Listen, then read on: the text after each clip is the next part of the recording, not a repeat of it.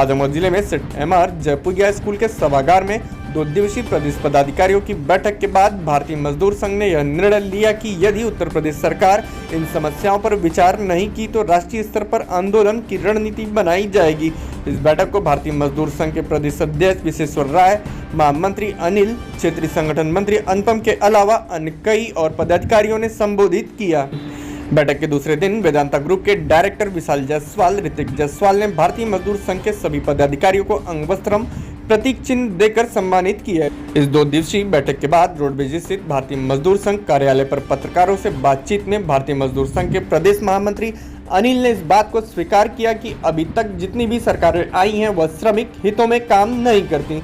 उन्हें श्रमिक संगठनों द्वारा जगाना पड़ता है और आंदोलन करना पड़ता है, तब श्रमिकों की समस्याओं पर सरकारें विचार करती हैं। इस बैठक में भी सभी लोगों ने स्वीकार किया कि मौजूदा समय में भी प्रदेश के तमाम सरकारी गैर सरकारी संस्थानों में काम कर रहे लोगों का शोषण हो रहा है, इसलिए सरकार के खिलाफ श्रमिकों को लामबंद होना पड़ेगा।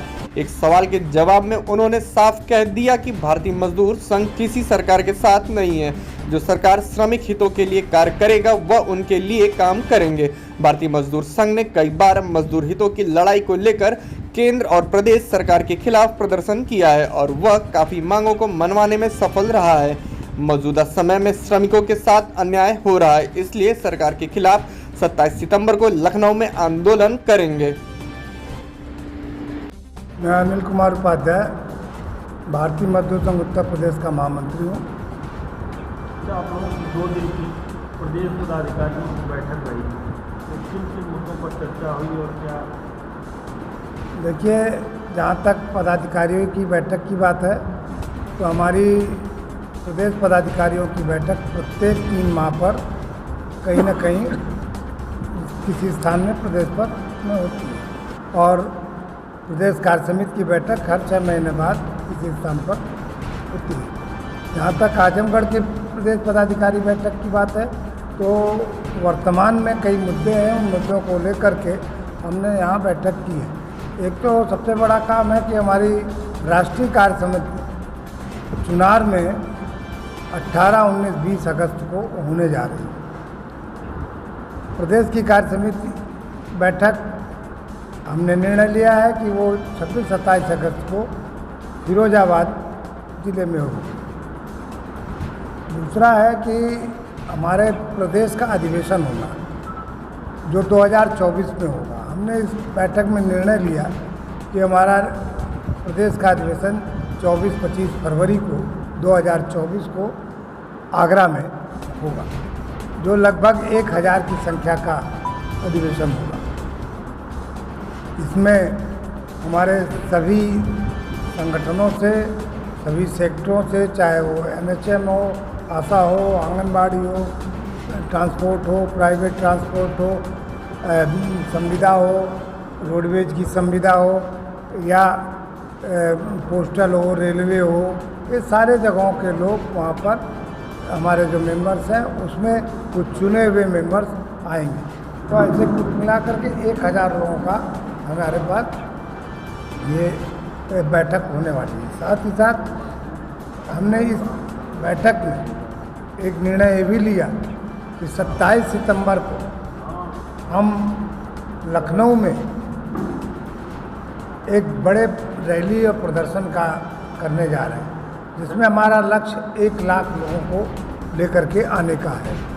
1 लाख लोग आएंगे, जिसमें खास करके संविदा पर काम करने वाले लोग और NHM में काम करने वाले लोग, साथ ही साथ आंगनबाड़ी, आशा, इनके लोग। और हमने अभी माननीय मुख्यमंत्री जी से अपनी मांग की थी कि जो संविदा पे काम कर रहे लोग हैं इनको अगर परमानेंट किया जाए और अगर जहाँ पर परमानेंट नहीं हो पा रहे इनके लिए कोई न कोई एक प्रदेश स्तर पर कोई नियमावली बनाई जाए, जिससे इनको समान कार्य का समान वेतन मिल सके, कोई छुट्टियां मिल सके, ग्रेजुटी मिल सके, इन सब के लिए एक नियमावली बनाई जाए।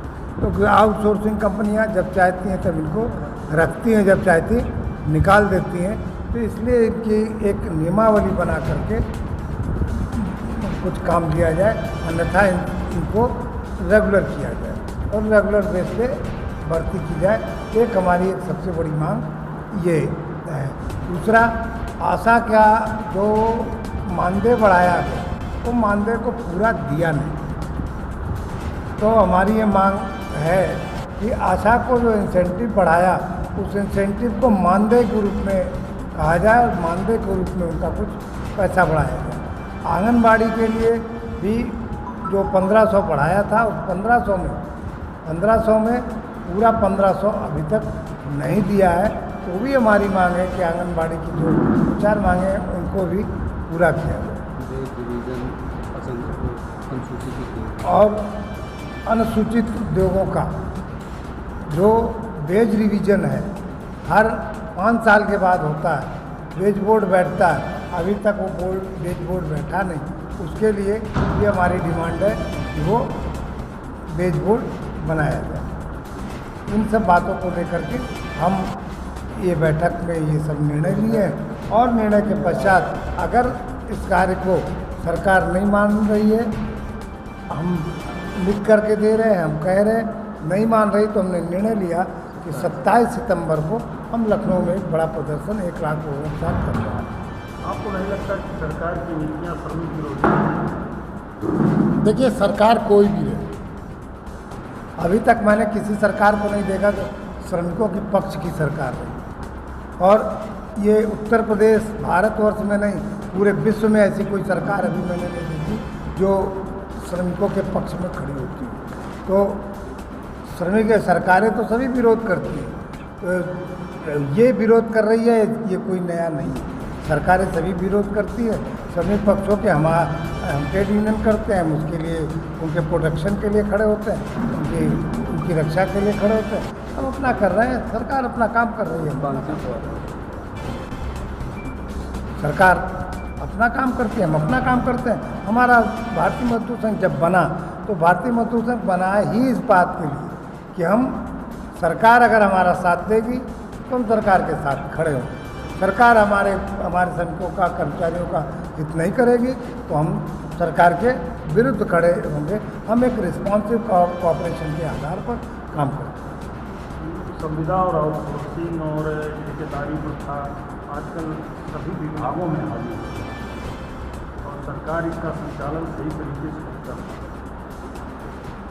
देखिए, भारतीय मजदूर संघ ने सन 1991 में जिस समय ग्लोबलाइजेशन आया, सदैव दत्तोपंत ठेंगड़ी जो हमारे संस्थापक रहे, उन्होंने तभी कहा था कि ये भारतवर्ष को बर्बाद करने के लिए ग्लोबलाइजेशन आ रहा है। आगे हमारी सरकारी नौकरियां खत्म होंगी, भारत में स्थायी नौकरी का अभाव होगा, आउटसोर्सिंग के लोग आएंगे, संविदा के लोग आएंगे और जिससे समस्याएं बढ़ने वाली। क्यों? क्योंकि जो आउटसोर्सिंग पे लेने वाले लोग हैं वो अराजक तत्व के लोग आते हैं, जिसके कारण वो श्रमिकों को पैसा ना देना, समय से भुगतान ना करना, पूरा पैसा ना देना, कहीं कहीं पे जब जाना तब हटा देना, उनसे रखे जाने के एवज में कुछ पैसे लेना, ये सब काम करती हैं। इतना बड़ा सेटअप है, जब तक एक कोई नियमावली नहीं बनेगी, कुछ नहीं करेगी, तो सरकार निश्चित तौर पर उस पर परेशान होगी और सरकार परेशान हो रही है। हम बार बार कह रहे हैं कि आप परेशान हो रहे हैं तो इसके एक सिस्टम बना करके, नियमावली बना के काम करिए या इनको रेगुलर बेस पे काम करिए। भारतीय मजदूर संघ अपने स्थापना काल से ही जो इसके संस्थापक थे सदैव दत्तोपंत ठेंगड़ी जी, उन्होंने प्रारंभ में ही कहा कि भारतीय मजदूर संघ शुरू होने से पहले देश में अनेक संगठन जो राष्ट्रीय स्तर के हैं काम करते थे। तो इंटक, एटक, HMS, C2 और भी छोटे बड़े 3-4 संगठन और हैं, कुल मिलाकर के जो 12 केंद्रीय श्रम संगठन हैं। तो ये संगठन किसी न किसी राजनीतिक दल के विंग के रूप में काम करते हैं। इंटक है वो कांग्रेस से जुड़ा है, C2 है वो कम्युनिस्ट पार्टी से, मार्क्सवादी से जुड़ा है, एटक जो है वो भारतीय कम्युनिस्ट पार्टी से जुड़ा है, HMS जो है वो समाजवादी संगठनों से जुड़ा है पार्टी से। तो इनके द्वारा मजदूरों का हित नहीं हुआ और इसलिए 1955 में 23 जुलाई के दिन भारतीय मजदूर संघ की स्थापना सदैव दत्तोपंत जी ने की और उसी समय एक घोषित किया कि यह हमारा भारतीय मजदूर संघ गैर राजनीतिक संगठन के रूप में काम करेगा। और हमेशा वो कहते थे वी आर नॉट हम किसी पार्टी के साथ अटैचमेंट नहीं। तो जो भी सरकार आएगी, चाहे किसी की भी पार्टी की सरकार हो, अगर वो हमारे साथ 2 कदम बढ़ा के हमारे मजदूरों का भला करेगी तो हम 2 कदम हम भी आगे बढ़ कर के उसका सहयोग करेंगे। लेकिन अगर मजदूरों के विरोध में काम करेगी तो हम किसी भी दल की सरकार हो और हम उसका विरोध करेंगे।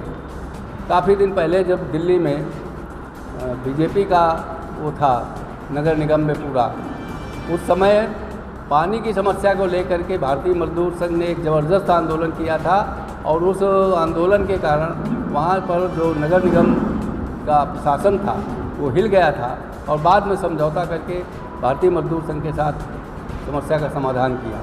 तो हम कोई भी सरकार हो, हम मजदूरों के हित संरक्षण के लिए काम करते हैं। हम उनके शोषण और अन्याय के विरुद्ध चाहे कोई भी सरकार हो, हम उसका विरोध करते हैं।